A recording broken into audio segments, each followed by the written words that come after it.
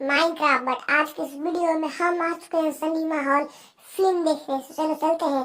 देख सकते हैं गाइस, ये बहुत बड़ा है। तो हम लोग आज इसे एक्सप्लोर करेंगे और देखेंगे सिनेमा हॉल में क्या क्या है। वो गाइस देख सकते हैं, पेंटिंग एंड बॉल तो लगे हुए हैं। यहाँ पर चेस्ट है, चेस्ट तो खाली है, इसमें खाली है। हमारे पास एक शॉट है फायर रेजिस्टेंट वाली, देख सकते हैं गाइस, में मस्त मस्त डिजाइन दिए हैं। और ये कौन सा रूम है? अरे ये पता नहीं कौन सा रूम है गाइस, लग रहा है ये सर्कल है। नहीं गाइस, सर्कस नहीं है। चलो चलते हैं यहाँ से।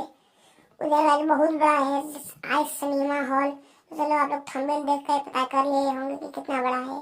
चलो चलते हैं इस वाले रूम में। ये वाले रूम में वो सही है, देख सकते हैं कितना बड़ा है ये, देख सकते हैं।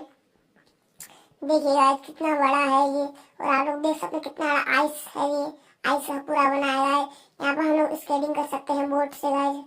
और इधर देख सकते हैं, ये इधर गिरेगा तो सीधा वर्ल्ड में गाइस जाएंगे आप लोग, देख सकते हैं। अंदर वर्ल्ड है सीधा गाइस। तो देख सकते हैं कितना मस्त है ये गाइस।